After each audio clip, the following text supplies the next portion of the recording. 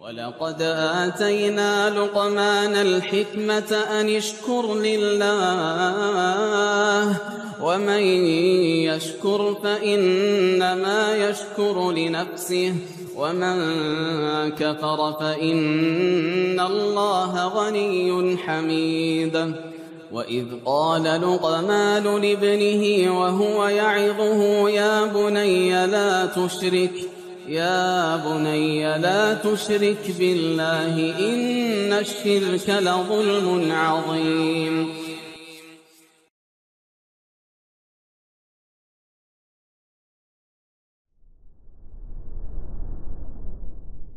ونعوذ بالله من شرور أنفسنا وسيئات أعمالنا من يهده الله فلا مضل له ومن يضلل فلا هادي له أشهد أن لا إله إلا الله وحده لا شريك له وأشهد أن محمدا عبده ورسوله لا نبي بعده يا أيها الذين آمنوا اتقوا الله حق تقاته ولا تموتن إلا وأنتم مسلمون فإن أصدق الحديث كتاب الله وخير الهدي هدي محمد صلى الله عليه وسلم وشر الأمور محدثاتها وكل محدثة بدعة وكل بدعة ضلالة وكل ضلالة في النار.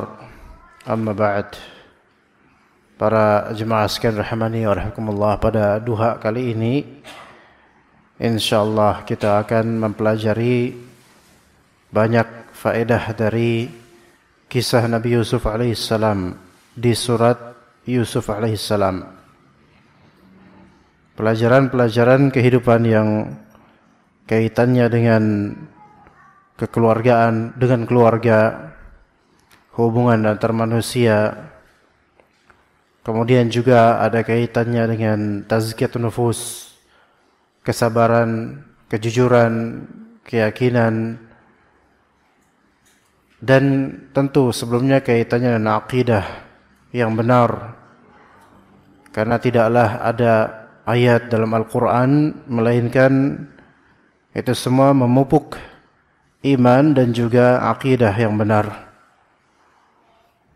Semua ini akan menjadi modal yang sangat bermanfaat untuk kehidupan dunia kita dan juga bekal yang menyelamatkan dengan izin Allah nasib di akhirat kita.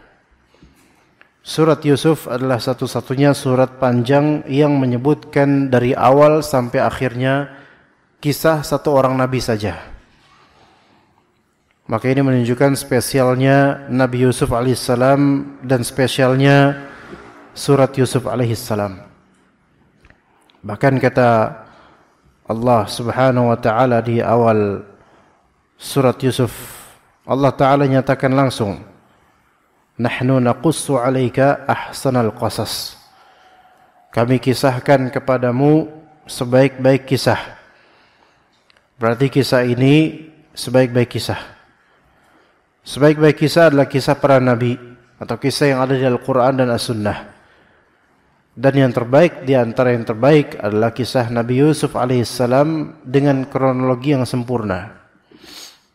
Makanya sebagian dari penghafal Quran pernah anda tanya, ketika antum menghafalkan Al-Quran dari awal sampai akhir, surat apa yang paling berkesan buat antum?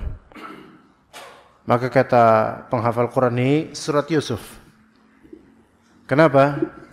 Karena skema di tema kisah Nabi Yusuf ini secara kronologis sangat ajaib dan juga betul-betul menyentuh kalbu. Maka bacalah surat Yusuf dan selami baik-baik dan dalam-dalam. InsyaAllah bermanfaat.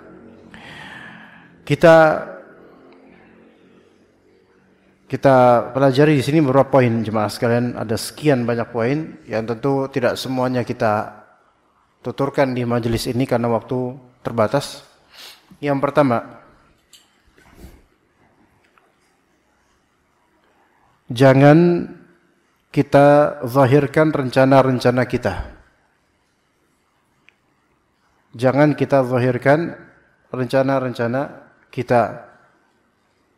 terutama kepada orang yang hasad. Nah, gitu.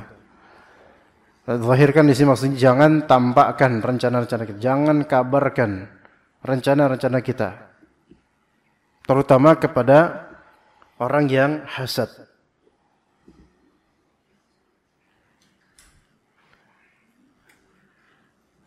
Ini berangkat dari ayat 5 dari surat Yusuf. Jadi insyaallah tiap poin ada ayat yang akan jadi bahan atau landasan. Ayat kelima dari surat Yusuf, kata Nabi Yaqub alaihissalam kepada putranya yaitu Nabi Yusuf, "Ya bunayya la taqsus ru'yaka ala ikhwatika fayakidu laka kaida." Wahai anakku sayang, janganlah engkau menceritakan mimpimu ke saudara-saudaramu sehingga mereka akan membuat makar terhadapmu. Bahkan di faedahnya di nomor pertama ini apa? Yaitu jangan tuturkan, jangan tampakkan rencanamu terutama kepada orang yang hasad. Karena mereka ingin engkau apa? Jatuh. Mereka ingin engkau jatuh. Dan cabang faedah dari nomor pertama ini ada beberapa masih. Cabang faedahnya akan kita tambahkan. Jadi nomor pertama, jangan tampakkan apa? Rencana-rencanamu masa depan, terutama kepada orang yang hasad. Simpanlah rencanamu. Maka bantulah rencanamu agar terwujud dengan cara tidak koar-koar gitu loh. Karena beberapa banyaknya orang yang menyebutkan planning dia mau ke sini, mau ke sana, karena banyak cerita akhirnya nggak jadi. Bisa jadi karena provokasi penghasut, ya, atau ain, atau ujub yang ada di diri sendiri, atau terlalu senang, atau kurang iman kepada Allah dan takdirnya, sehingga Allah Ta'ala tidak mengizinkan rencana itu terwujud karena orang ini mengandalkan dirinya bukan Allah Azza wa Jalla. Taib. Cabang dari faedah nomor pertama, pentingnya nasihat orang tua kepada anak. Pentingnya nasihat orang tua kepada anak. Yaitu Nabi Yaqub menasihati putranya, jangan ceritakan mimpimu kepada saudara-saudaramu. Penting sekali. Ini tidak diceritakan saja kepada saudaranya. Saudaranya membuat makar, apalagi kalau diceritakan, lebih dahsyat lagi. Ya. Cabang faedah berikutnya dari ayat ini atau nomor pertama, yaitu faedah tentang mimpi. Ana akan jabarkan faedah tentang mimpi. Mimpi manusia ada 3 macam. Mimpi manusia ada 3 macam. Ini semua masih satu faedah. Masih faedah nomor pertama, Pak. Mau kita aja poin pertama dari faedah ini bisa ada 7 atau 8 cabang. Yang itu membutuhkan waktu lama. Jangan-jangan satu kajian ini cuman satu nomor itu aja, gitu. Ya, taib. Faedah berikutnya tentang mimpi. Mimpi manusia ada 3 macam. Yang pertama, mimpi yang benar. Yang kedua,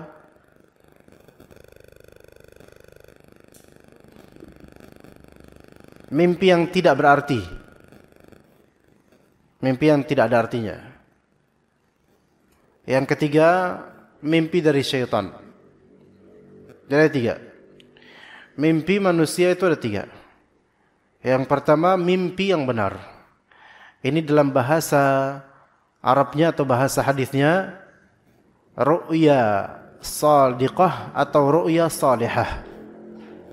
Ru'ya sadiqah atau ru'ya salihah, yang arti mimpi yang benar atau mimpi yang baik.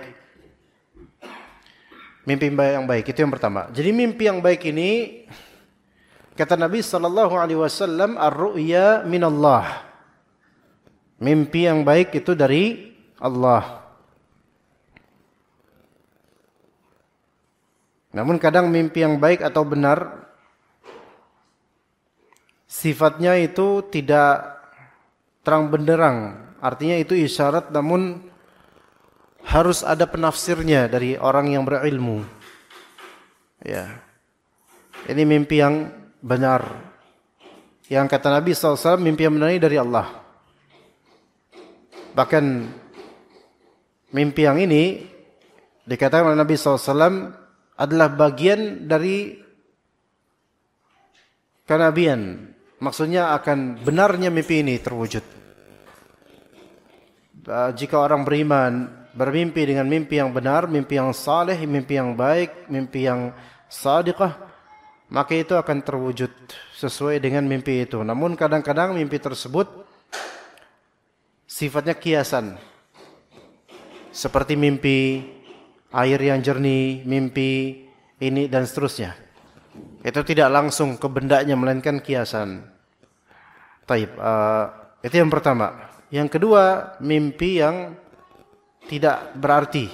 Oke, yang pertama tadi, ini ada tukang atau apa ya? Ada tukang tak? Hah?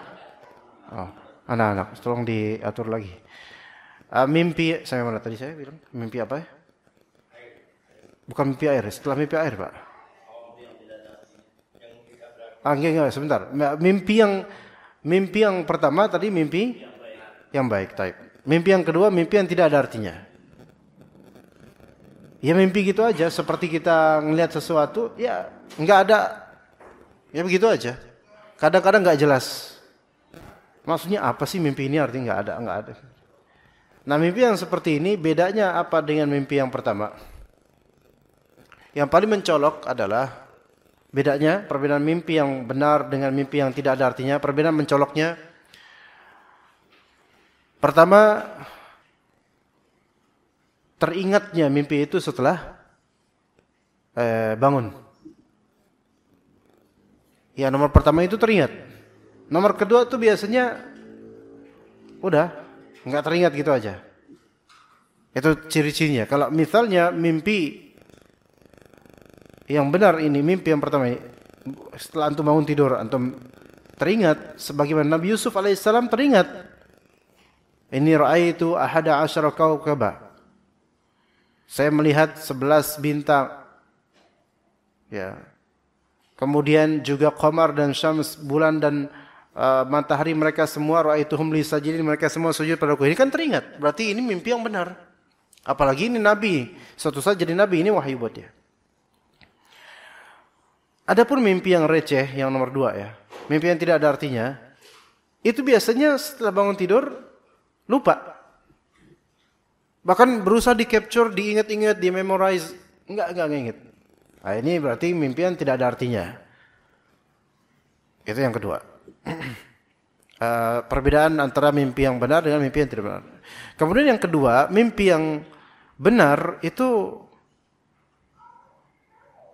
biasanya lebih simple dibandingkan mimpi yang enggak jelas. Simple, karena yang antum ingat itu poin-poinnya penting gitu loh. Itu saja. Kalau mimpi yang adghatsu ahlam, kalau yang kedua namanya adghatsu ahlam, ada di surat Yusuf. Itu mimpi yang tidak ada artinya. Yang seperti ini antum enggak ingat poinnya, kemudian kadang struktur mimpinya juga amburadul. Kadang-kadang dari sini pindah ke sana, terus pindah lagi ke sini, terus dan seterusnya. Itu kadang kacau. Jadi yang seperti itu tidak ada artinya, tidak usah dipikirkan. Dan kalau dipikirkan pun nggak ada juntrungannya karena kelupaan, rata-rata kelupaan. Ingat mimpi yang rendahan itu nggak keinget. Mimpi yang posibilitas mimpi benar dan akan terwujud itu yang memang teringat. Dan belum tentu juga seseorang memimpikan tentang dirinya. Bisa aja tentang orang lain. Allah Ta'ala ingin mengabarkan sesuatu tapi lewat orang lain. Lewat mimpi orang lain. Bisa seperti itu. Dan di zaman Nabi pun kadang seperti itu. Taib. Yang ketiga yaitu mimpi dari syaitan. Mimpi buruk. Mimpi dari syaitan. Mimpi dari syaitan. Mimpi dari syaitan ada 2 macam. Mimpi dari syaitan ada 2 macam. Yaitu hulm atau mimpi buruk ya, nightmare, kayak dikejar setan, ditebas, ya. ditakut-takutin, ya, mimpi mati, mimpi ketabrak dan seterusnya. Ini dari syaitan, mimpi buruk. Maka hendaklah kalau yang seperti ini dia berta'awudz, a'udzubillahi minasyaitonirrajim, dan meludah ke arah kirinya dan berganti posisi. Walaupun tadi posisi menghadap kanan, maka ganti posisi menghadap kiri. Kalau tadi posisi berbaring, maka berganti menghadap kanan. Kalau tadi posisinya menghadap kiri, maka berganti posisi ke kanan. Gitu ya. Kemudian yang kedua dari mimpi dari syaitan, yaitu mimpi basah atau ihtilam. Mimpi basah itu dari syaitan.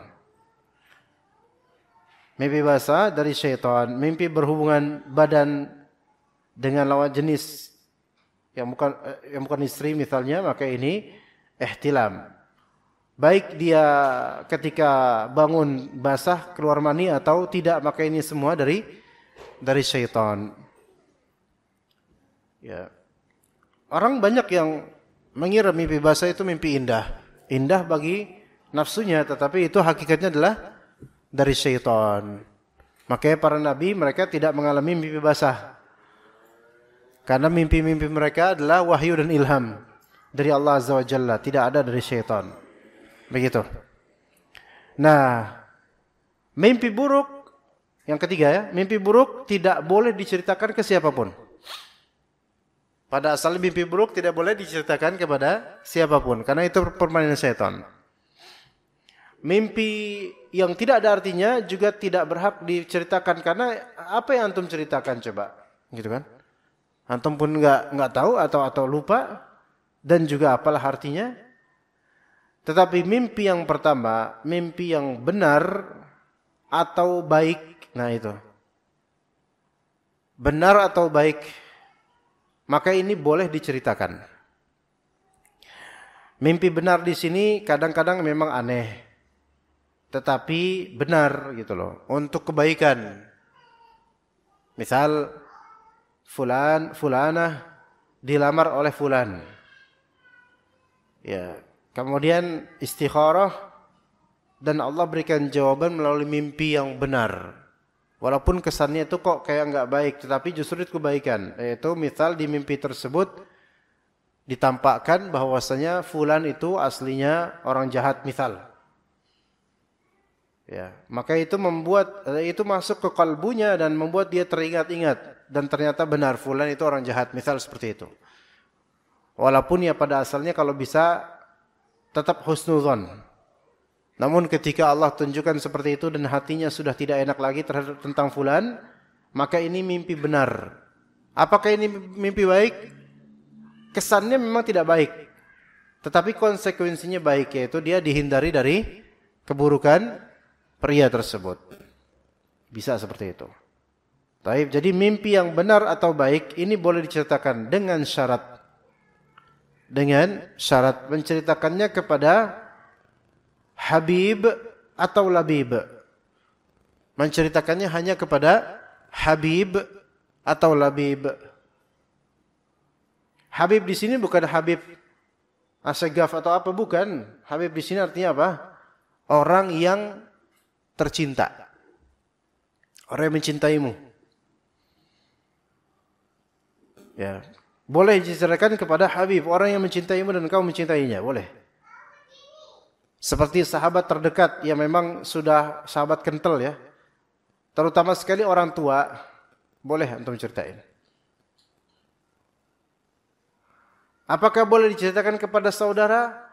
Boleh jika dia tidak iri denganmu. Lihat bagaimana Nabi Ya'qub alaihissalam melarang Nabi Yusuf, jangan la taqsus ru'yaka ala ikhwatik. Jangan engkau ceritakan kisah mimpimu ini kepada saudaramu sendiri. Karena apa? Saudaranya iri sama Nabi Yusuf selama ini gitu loh. Bapaknya tahu. Gitu ya.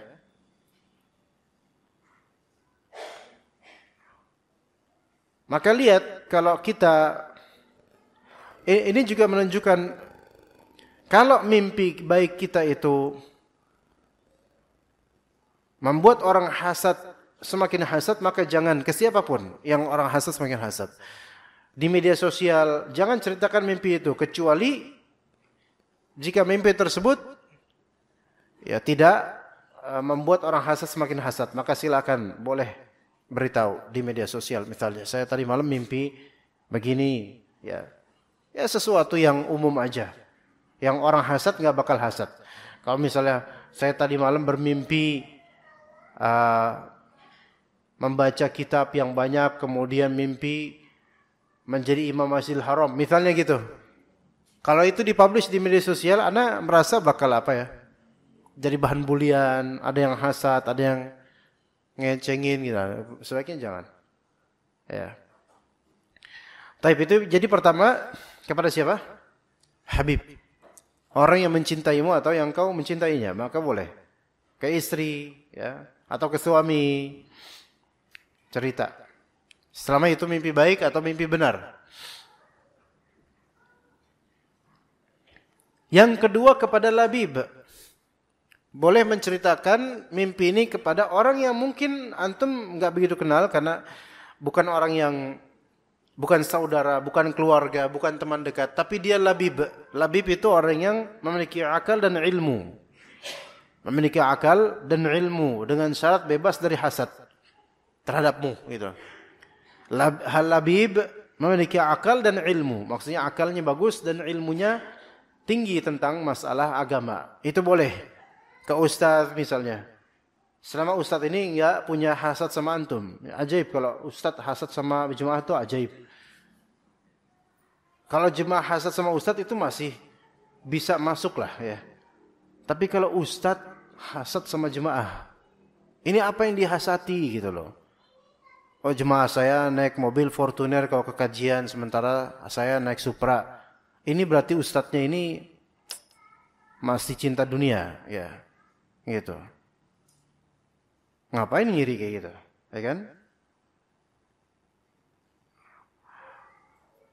Kalau ustadz, biasa ustadz nggak ada hasad lah, insya Allah nggak hasad ke antum lah. Ustadz hasadnya sesama ustadz biasa gitu, karena hasad itu kan kepada pihak yang setara atau yang di atasnya.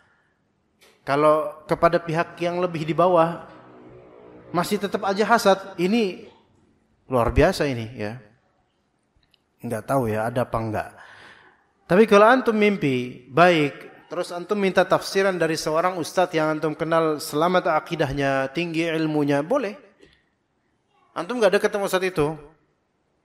Ya, dia enggak mencintai antum secara khusus dan antum enggak mencintai dia. Dia namanya ustadz, biasa ustadz ya, orang berilmu gitu. Tapi antum tanya, Ustaz Afwan, Ustaz mau nanya, ana mimpi begini, apa ya tafsirannya kira-kira ya? Ya ustadznya menjawab sesuai ilmunya. Kalau dia nggak punya ilmunya nggak boleh jawab. Tapi juga ustadz ini perlu tahu, ini yang bermimpi ini konteksnya apa nih? Dia kehidupannya seperti apa, itu juga kadang perlu tahu, karena namanya mentakbir ru'ya atau menafsirkan mimpi itu adalah suatu fatwa. Bukan sembarangan, suatu fatwa juga. Ya. Maka boleh menceritakan mimpi kepada orang yang berakal dan berilmu, terutama dengan maksud mencari tafsir dan maknanya. Karena kerap kali mimpi yang baik itu isyarat, petunjuk atau jawaban dari Allah Azza wa Jalla. Ya begitu. Sebagaimana mimpi Nabi Yusuf alaihissalam. Baik. Itu tentang mimpi ya. Cabang faedah nomor pertama tentang mimpi, Pak. Masih di cabang faedah nomor pertama. Firasat seorang ayah terhadap anak-anaknya sangat kuat. Gini, ya gini. Jadi firasat seorang istri terhadap suaminya sangat kuat. Firasat ayah terhadap anak-anaknya sangat kuat. Gitu, Pak.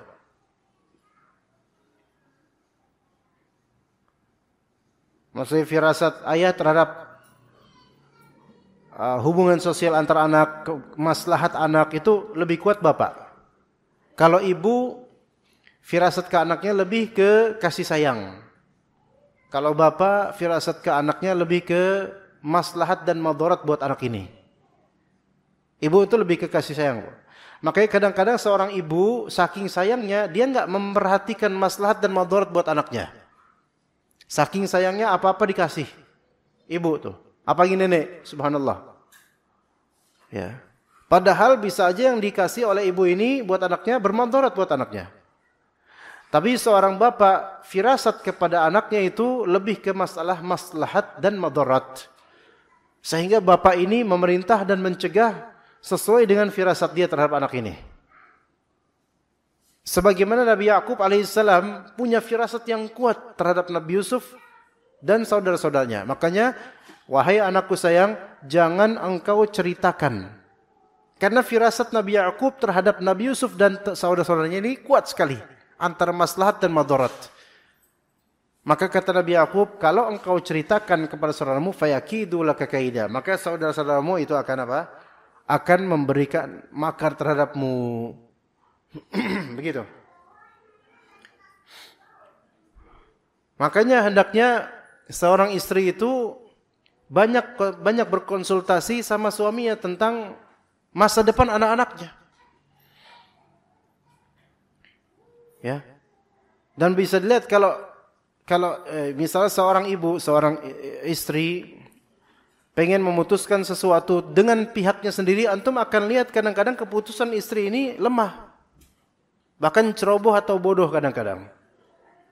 Karena tanpa pertimbangan dari suami, yang mana suami itu punya firasat tentang masa depan anaknya, maslahat dan madarat untuk anaknya. Ya. Begitu dari Nabi Yakub alaihissalam memiliki firasat tentang anak-anaknya. Bagaimana hubungan antara anaknya. Memang bapak itu lebih sering enggak di rumah, atau dibandingkan ibu jauh lebih sering di rumah dan lebih dekat kepada anak. Tetapi firasat seorang bapak itu lebih kuat. Makanya dalam Islam, ketika seorang gadis atau putri atau janda mungkin, ya butuh wali. Walinya kalau ada bapaknya masih hidup, bapaknya. Kenapa? Karena bapak ini punya firasat. Punya firasat. Tetap bapak yang menjadi pemberi keputusan. Dan betapa banyaknya kan gadis-gadis, misalnya ibunya udah suka dengan calon mantunya. Udah mau dia aja udah. Ibunya itu udah betul-betul mengompori supaya sama fulan. Tapi bapaknya menolak, enggak. Bukan saya membenci fulan. Tapi kalau sama orang seperti ini, anak kita enggak cocok. Katanya, apa sih pi? Gitu papi. Papi mah suuzon doang. Ini bukan masalah suuzon. Karena seorang pria, bapak-bapak, apalagi dengan kehidupan yang sudah meluas cakrawalanya, lebih paham biasanya. Sebagai Nabi Yakub alaihissalam. Perintah dan larangan, melarang Nabi Yusuf. Jangan cerita mimpi. Padahal cuma cerita mimpi aja, Nabi Yakub larang. Karena ada firasat di situ. Nah, sebaliknya, firasat seorang ibu, seorang istri, kepada suaminya sangat kuat. Suami pengen nikah lagi, itu udah ada gelagatnya, istri tahu tuh. Ya kan? Kuat banget firasatnya. Suami begini begitu, firasat istri kuat. Jadi begitu kronologinya. Firasat istri terhadap suami sangat kuat. Firasat suami terhadap anak-anaknya sangat kuat. Tapi firasat suami kepada anak-anaknya berkaitan dengan maslahat dan madarat biasanya. Tentang sekolah yang dipilih bagusnya apa. Itu suami lebih bagus mempertimbangkan dibandingkan istri. Biasanya begitu. Tentang jodoh juga begitu. Ya. Tentang pemilihan bidang yang ingin digeluti anak, itu bapak juga punya firasat baik. Insya Allah begitu. Ya. Kemudian di antara faedah berikutnya, cabang nomor pertama, jangan pernah mengira saudara keluarga itu tidak pernah mengkhianati. Ini faedah besar yang sebagian orang salah dalam masalah ini. Jangan pernah mengira keluarga itu adalah pihak yang tidak pernah berkhianat. Jangan mengira begitu. Tidak ada kaidah seperti dalam Islam. Yang ada justru kenyataannya betapa banyaknya cerita dalam Al-Quran maupun As-Sunnah akan pengkhianatan keluarga, saudara. Suami mengkhianati istri itu memang jamak terjadi. Dan sebaliknya, istri mengkhianati suami juga jamak terjadi. Banyak. Sehingga membuat orang itu kabur pemahamannya bahwasanya yang berkhianat itu hanya suami atau istri. Sementara keluarga, ibu, bapak, adik, kakak enggak mungkin berkhianat. Anak enggak mungkin berkhianat. Padahal kenyataan yang terjadi, antum lihat banyak, Pak. Di beberapa suku di Indonesia ini, ada suku-suku yang ta'assub familinya atau fanatisme famili dan kesukaannya kuat sekali. Sehingga betul-betul merasa bahwasanya keluarganya nggak mungkin mengkhianati dirinya. Beda dengan orang lain gitu. Padahal justru kisah-kisah yang terjadi baik di zaman lampau sejak zaman siapa? Nabi Adam. Sampai sekarang. Ya banyak kisah pengkhianatan keluarganya. Bukankah pembunuhan pertama yang terjadi adalah saudara ke saudara? Iya. Habil dengan Habil. Itu pengkhianatan terbesar. Bahkan merenggut nyawa. Sampai sekarang pun antar saudara, ya juga ada saling bacok-bacokan, ya ada. Bahkan order santet juga ada buat saudara sendiri gara-gara warisan, itu juga ada. Di kampung-kampung terutama. Saudara itu bukan berarti nggak bakal mengkhianati, justru banyak yang paling menyakitkan saudara. Buktinya saudara minjem nggak balik-balik. Tuh. Kalau tetangga, teman minjem biasanya balik, tapi kira saudara karena saudara masa cuman segitu doang ditagih, saudara namanya juga gitu kan. Tuh. Ya.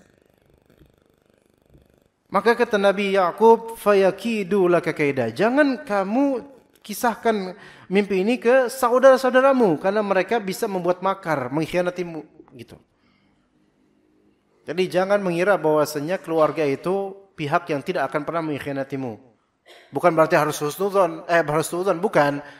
Tetapi ada kalanya kita diuji dengan saudara sendiri atau bahkan orang tua sendiri.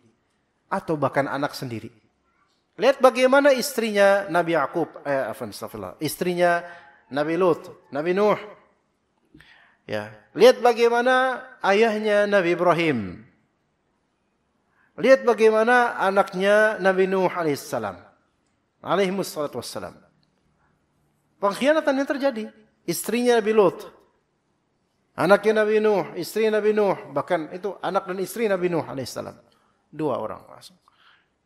Ya. Maka ya subhanallah.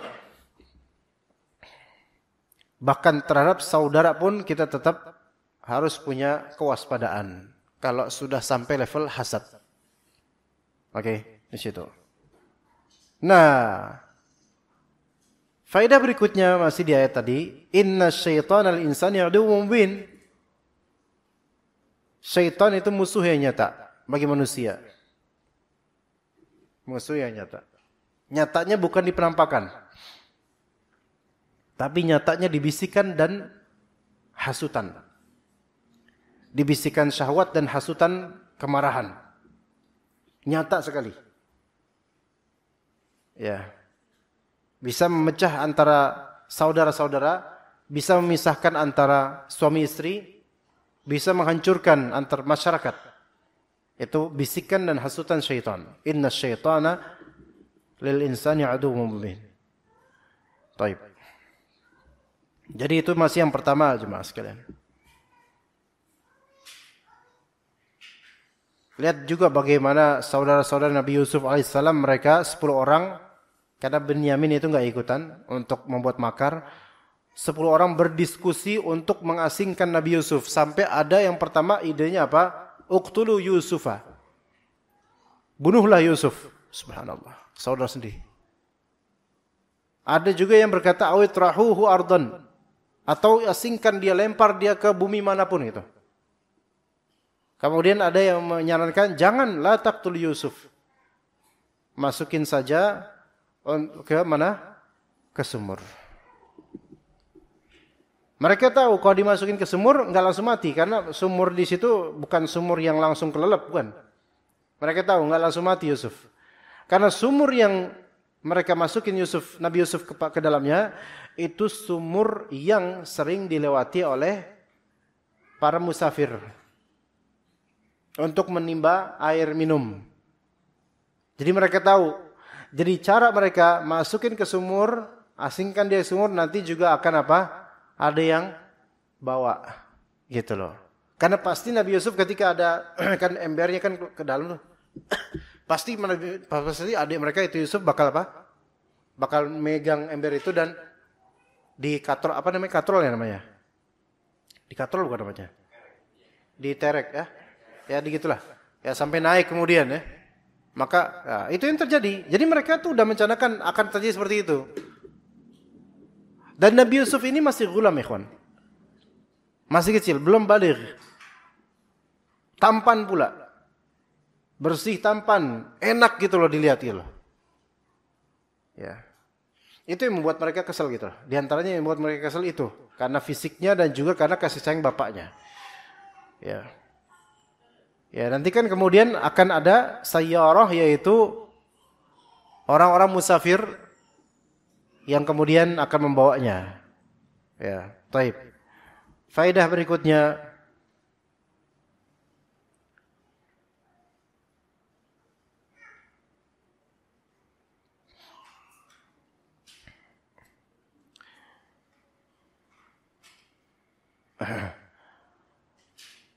ini faedah berikutnya tentang apa yang mungkin dianggap salah oleh sebagian orang terhadap Nabi Yakub. Wahai orang tua, ini tentang orang tua. Orang tua agar tidak mentalqin konsekuensi buruk pada anaknya kalau bisa.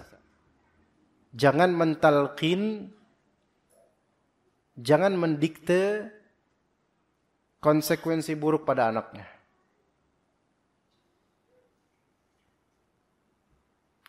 Maksudnya konsekuensi buruk yang ada di pikiran gitu. Kalau bisa jangan. Kalau bisa. Ya. Gimana itu ya? Gini. Ketika saudara-saudaranya Nabi Yusuf minta izin sama bapaknya, yaitu Nabi Yakub. Kami mau ngajak main Nabi Yusuf. Ya. Nabi Yakub punya firasat, namanya bapak punya firasat. Maka Nabi Yakub alaihissalam berkata, menjabarkan isi hatinya di sini. Wa akhafu an ya'kulahu dhi'b wa antum anhu ghafilun. Saya khawatir, bapak khawatir serigala atau semisalnya itu akan memakan dia. Pas kalian tuh lagi lengah. Karena masih kecil Nabi Yusuf.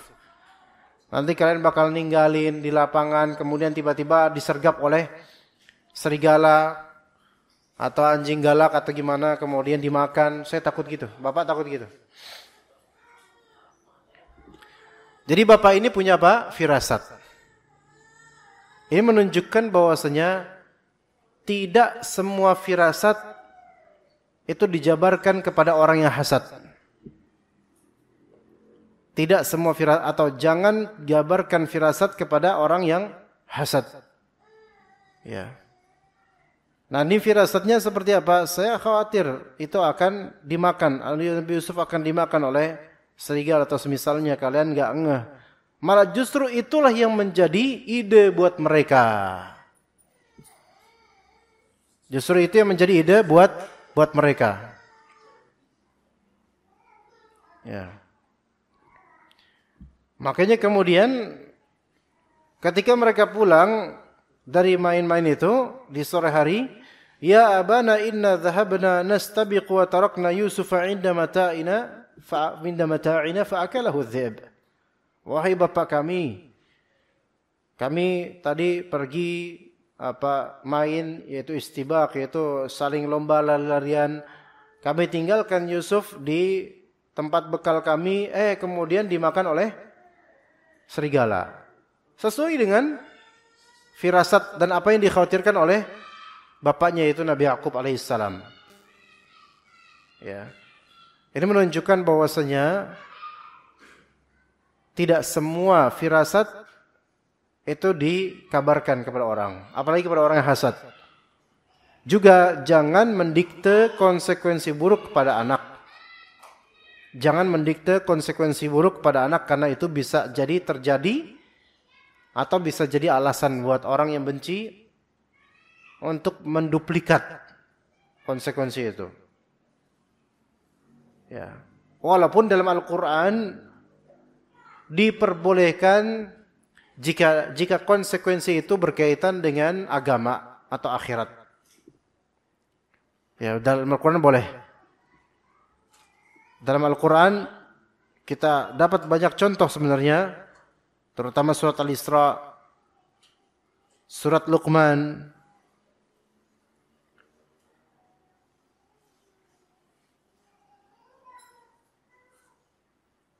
ya.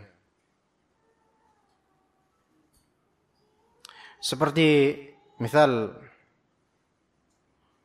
kata Allah Subhanahu wa taala, la taj'al ma'allahi ilahan akhar fataq'uda madhmuman makhdhula.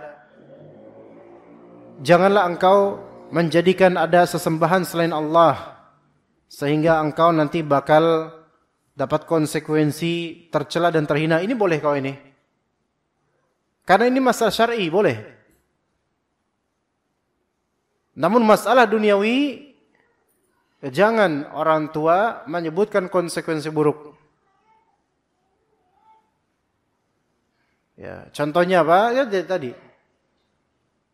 Saya khawatir kalau kalian bawa si Yusuf, nanti kalian bakal lengah dan dia bakal dimakan serigala. Saya khawatir, jangan ngomong begitu.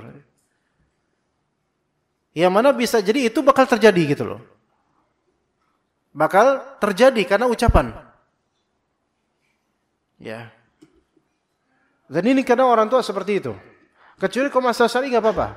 Jangan bohong, nanti masuk neraka loh. Itu boleh seperti itu. Bukan mendoakan kalau itu, memperingatkan.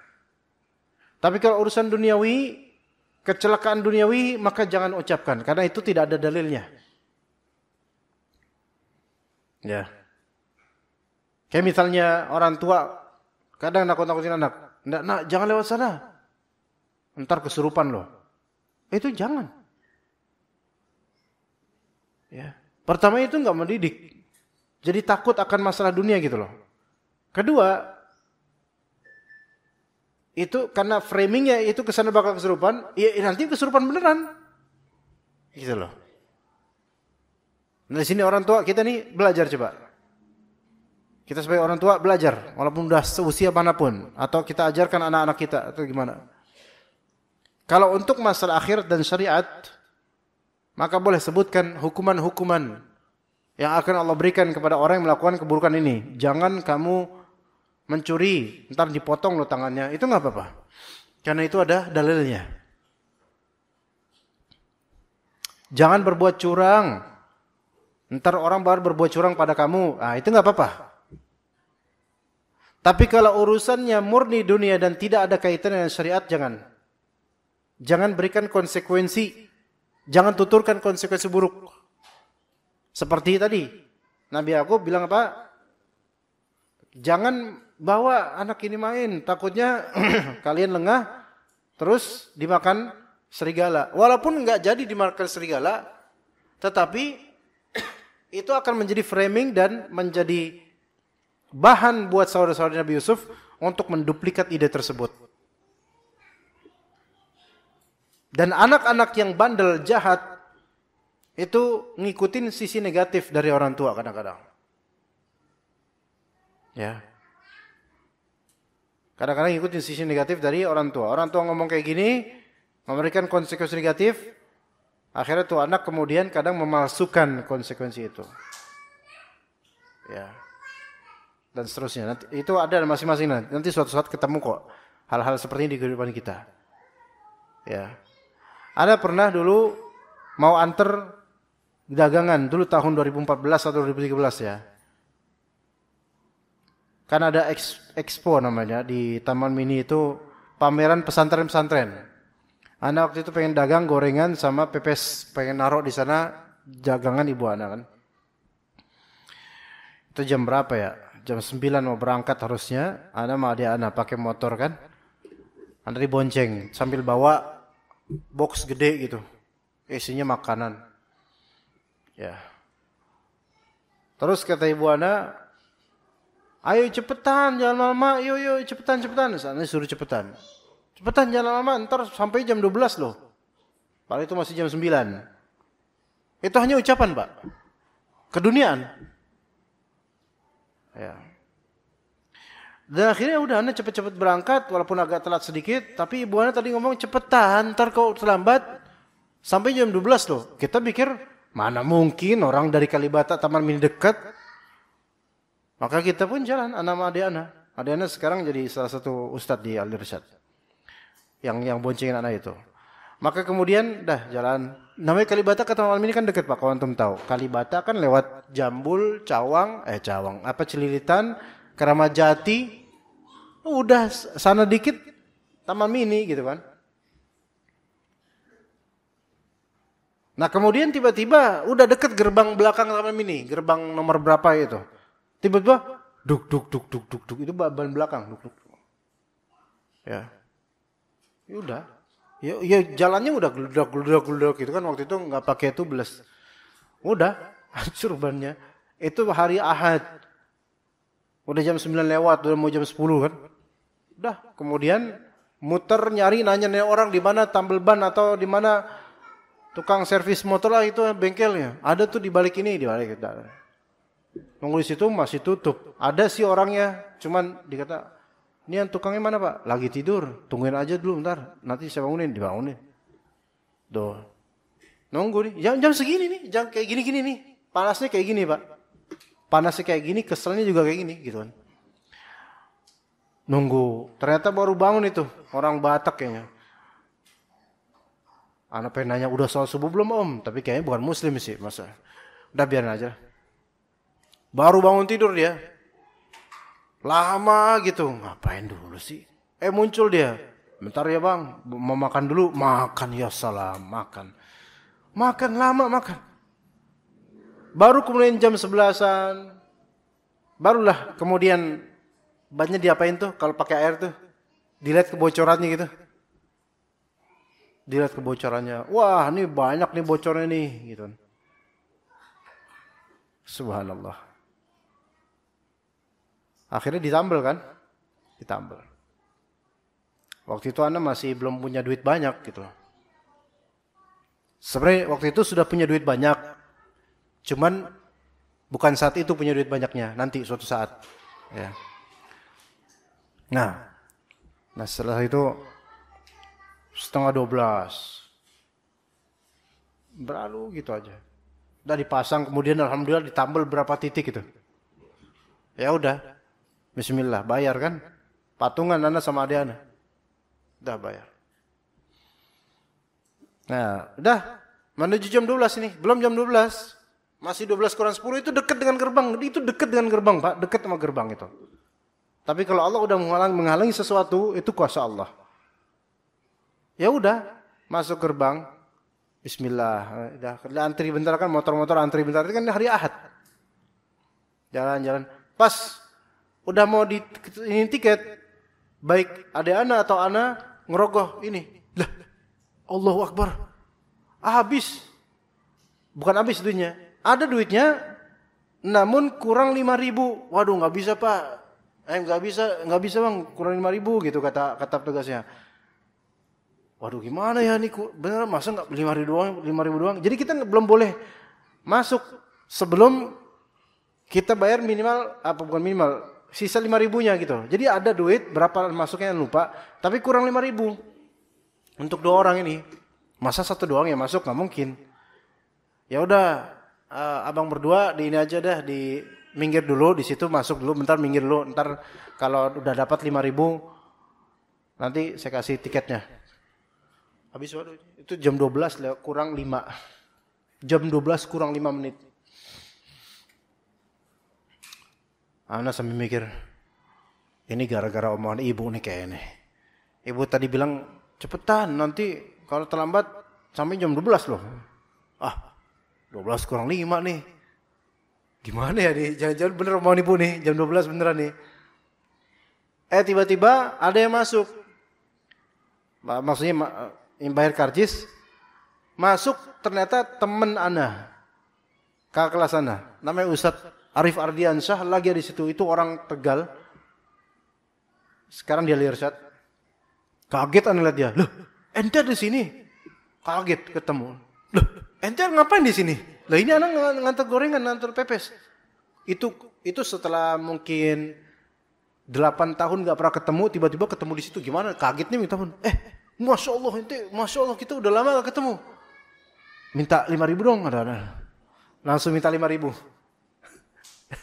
Kenapa 5.000? Ini ada kurang duitnya. Dikasih sama dia 5.000.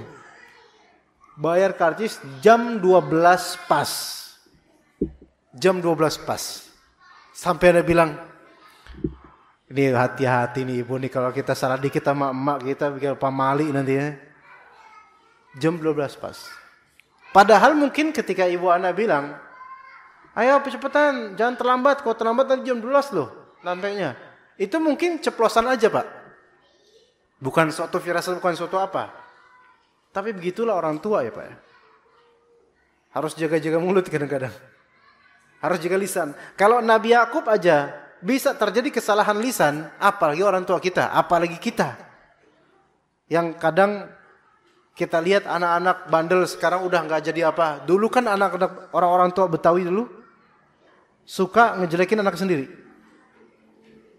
Anak kan anak Kalibata, ke Jakarta ini lihat gimana Betawi emak-emak yang dulunya itu kadang ngomong anaknya tuh diomongin macam anak setan lu, anak monyet gitu. Syukur-syukur anaknya gede nggak jadi monyet beneran, tapi kelakuannya kayak monyet. Nggak berakal, nggak jadi orang bener. Bisa jatuh gara-gara apa? Ucapan orang tua dulu ketika dia masih kecil. Gitu Pak. Itu bisa terjadi itu, kayak gitu. Banyak terjadi. Makanya kita belajar dari Nabi Yakub alaihissalam.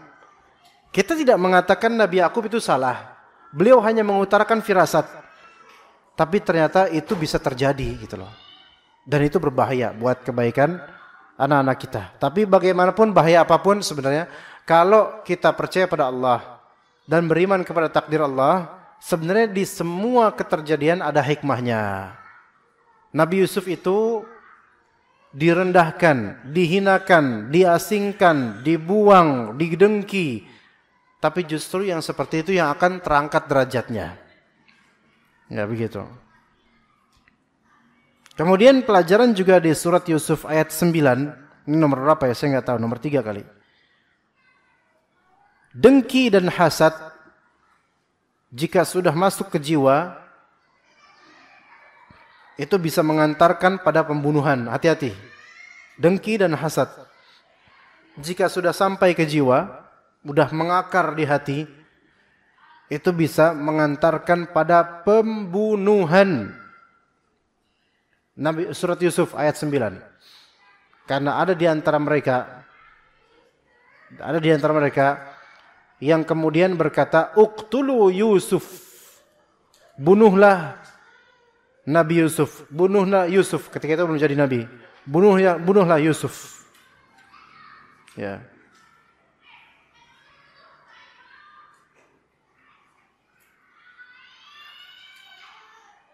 Ya, jadi dengki dan hasad jika sudah merasuk jiwa itu bisa menjulur pada pembunuhan, dan itu sangat mungkin sekali. Kecemburuan dan semisalnya sangat mungkin. Baik, kemudian faedah berikutnya di sini katakan qimatul insan tanbu'u min dakhilih la min atau la ma yuthamminuhu al-akharun, ya. Nilainya seseorang itu tumbuh dari dalam dirinya. Nilainya seseorang tumbuh dari dalam dirinya. Bukan dari penilaian orang lain. Bukan dari penilaian orang lain. Jadi nilai seseorang itu adalah apa yang ada pada dirinya. Itu yang jadi nilai. Adapun penghargaan atau perendahan orang lain itu tidak melazimkan sesuai dengan kenyataan. Tidak melazimkan sesuai dengan kenyataan, tapi nilainya orang itu tetap ada di dalam dirinya. Ini ada sebenarnya jelaskan ya. Jadi nilainya seseorang itu tumbuh pada dirinya. Di situ value-nya di dirinya. Bukan tumbuh dari statement orang lain atau komentar orang lain. Karena orang itu kerap kali mengomentari atau menilai atau menghargai tidak sesuai dengan hakikat yang perlu yang sejatinya patut dihargai. Bagaimana di surat Yusuf ayat 20? Bisa kita pelajari di surat Yusuf ayat 20. Yusuf ini seorang nabi nantinya, orang terpilih, orang mulia di sisi Allah. Dan value yang ada pada dirinya itu bukan hanya di masalah akhlaknya, tapi di masalah fisiknya juga bagus gitu loh. Namun lihat, wasyarawhu bithamanin bakhsin darahima ma'dudah wa kanu fihi minaz zahidin. Ketika para musafir yang mereka menimba sumur itu kemudian menemukan, ya busyra hadza gulam, terus ada anak kecil di sini. Akhirnya tuh anak dijual oleh saudara-saudara sendiri loh. Yaitu Nabi Yusuf dijual oleh saudara-saudara sendiri bithamanin bakhsin darahima ma'dudah, dengan harga yang rendah, beberapa dirham saja, dibeli oleh musafir itu, dibeli padahal ini bukan budak. Itu dihinakan, rendah sekali, harga yang rendah sekali. Padahal nilainya Nabi Yusuf nilai seorang nabi gitu loh. Tapi dijual seperti itu. Lihat bagaimana dulunya ada kali seorang nabi dulunya adalah orang yang direndahkan oleh saudara sendiri. Gitu loh. Ya. Nah, kita belajar dari sini bahwasanya kemuliaan seseorang dan value-nya itu tumbuh pada dirinya.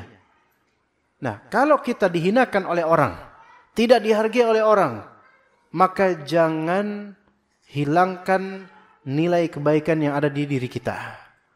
Maksudnya, dan contoh gini, contohnya, kasih contoh. Kalau antum atau ibu ya, Anda ya, seorang yang dermawan, suka memberi. Betapa banyaknya orang yang dermawan yang tidak dihargai oleh banyak pihak, Pak, Bu. Enggak dianggap, enggak dihargai, Pak udah ngasih banyak, tapi seolah-olah enggak dikasih apa-apa. Itu kan menyakitkan. Ya, menyakitkan. Dan penilaian orang kadang-kadang kita tuh banyak ngasih, penilaian orang kadang-kadang suudzon sama kita. Itu banyak sedekah tuh paling caper doang tuh. Tuh banyak sedekah tuh paling minta jabatan tuh. Tuh banyak sedekah, banyak ngasih dermawan, paling karena memang pengen namanya ini, diomongin jelek. Tapi belajar dari Nabi Yusuf alaihissalam, bahwa nilainya seseorang itu tumbuh pada dirinya, bukan tumbuh dari komentar orang atau penilaian orang. Jangan sampai kita ini membentuk diri kita sesuai dengan penilaian orang atau mencari penilaian orang. Karena kalau orang menilai jelek, maka kita akan kecewa. Terus-menerus kecewa. Tapi tumbuhkan nilai yang baik sesuai syariat di diri kita. Tetap dermawan. Walaupun orang-orang menghinakan, yang mana suatu saat kedermawanan tersebut yang masih ada pada diri kita, itu yang akan dengan izin Allah mengangkat derajat kita. Jadi seseorang ketika sudah punya value dan nilai yang tinggi dalam dirinya, dalam hatinya, maka insya Allah pada waktunya Allah akan angkat derajatnya. Begitu juga misal ibu-ibu,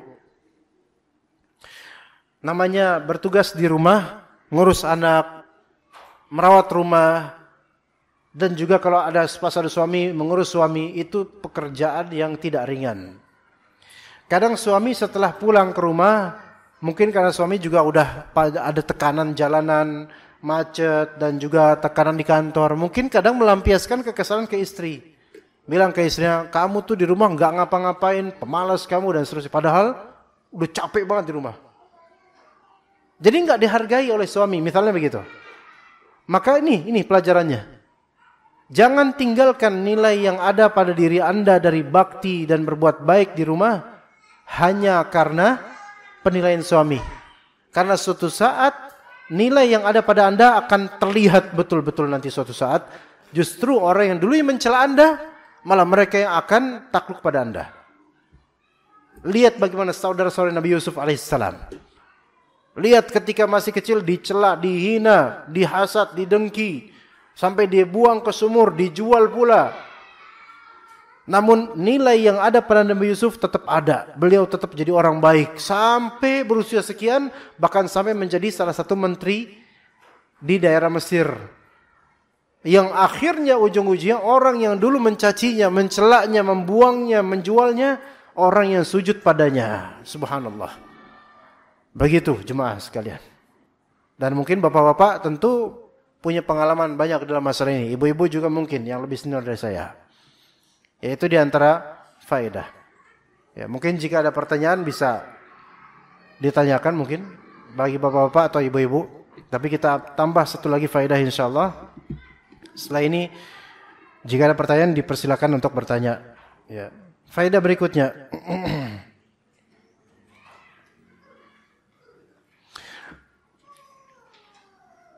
Faedah berikutnya.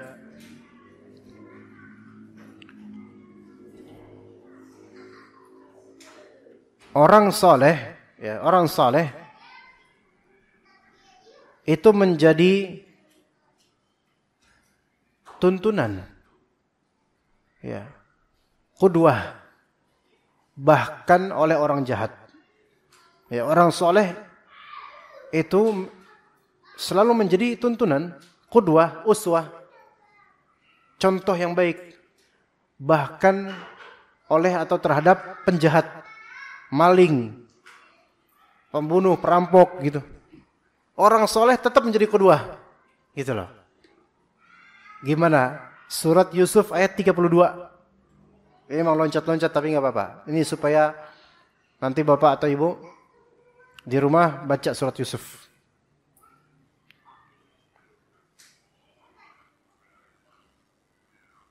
Gimana kok bisa begitu?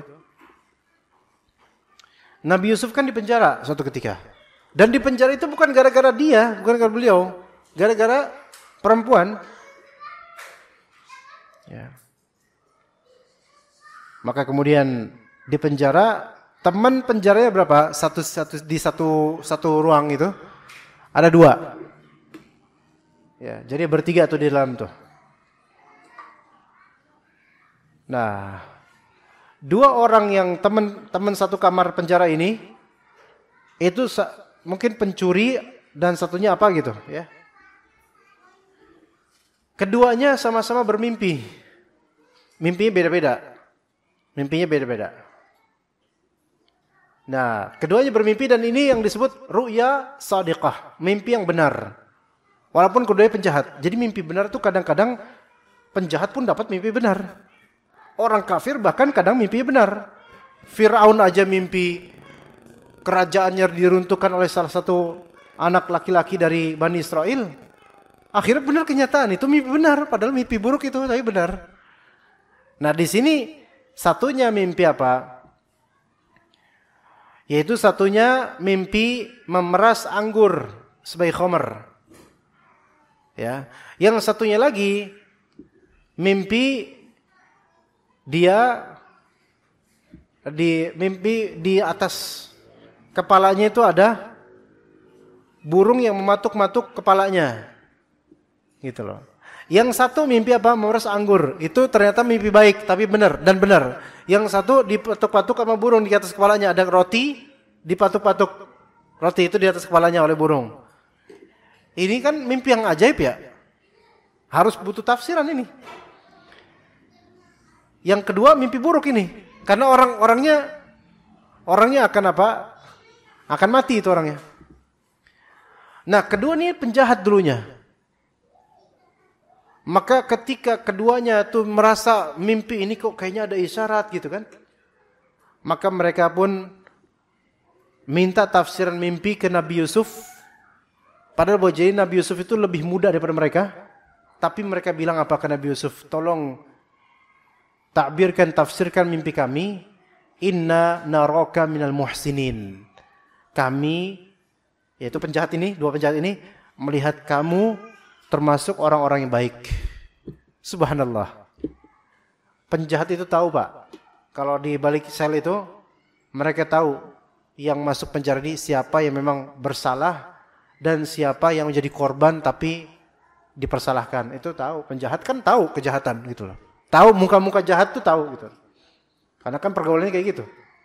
Dan tahu muka-muka orang baik tuh tahu penjahat itu. Makanya 2 penjahat ini bilang, tolong tafsirkan mimpi kami. Kami melihat engkau wahai Yusuf sebagai orang yang baik. Subhanallah. Itu sudah sebuah testimoni dan penilaian dari orang jahat. Pak, kadang orang jahat itu kan nilai orang tuh kan sembarangan, Pak. Ah, munafik lu. No, biasa orang jahat kayak gitu nilai orang tuh. Mendingan gua biar jahat tapi gua padanya daripada lu.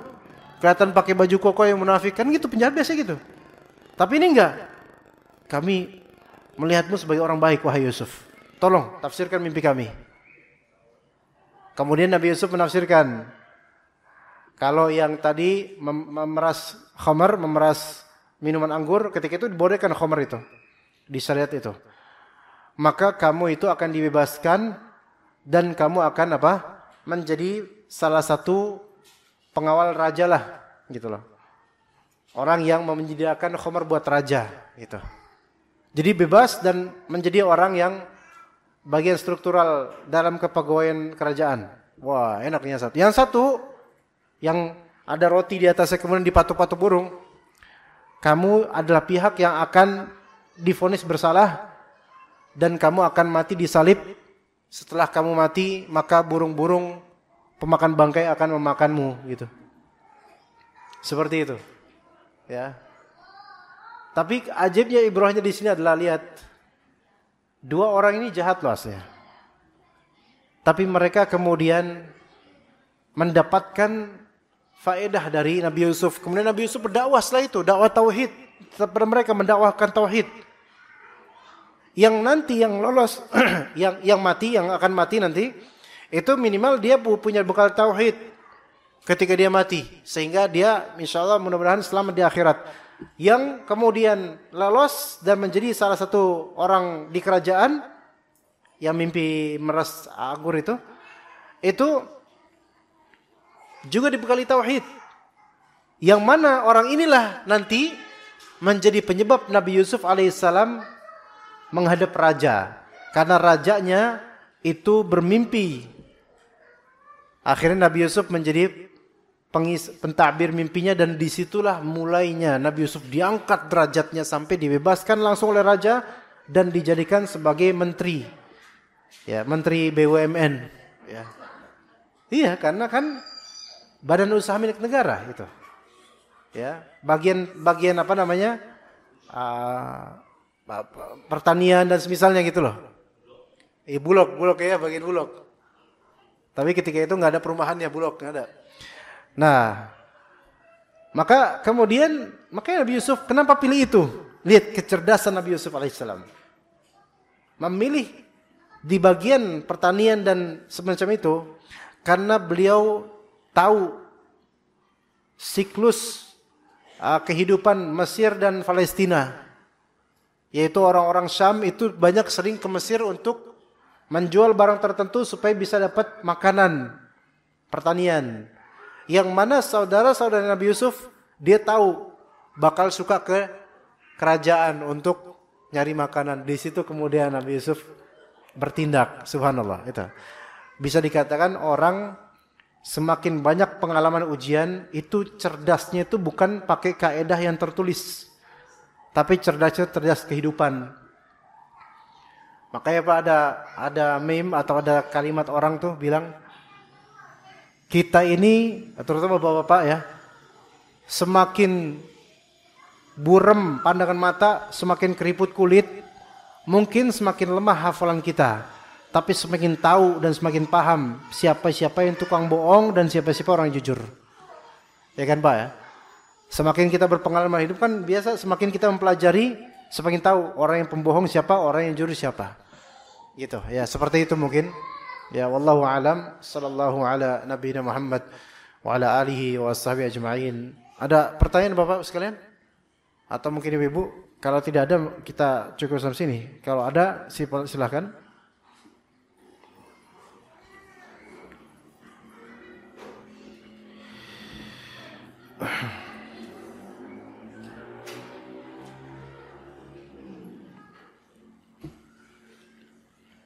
Ya mungkin cukup ya. Mungkin sebagian orang tua di sini mau jemput anaknya ya.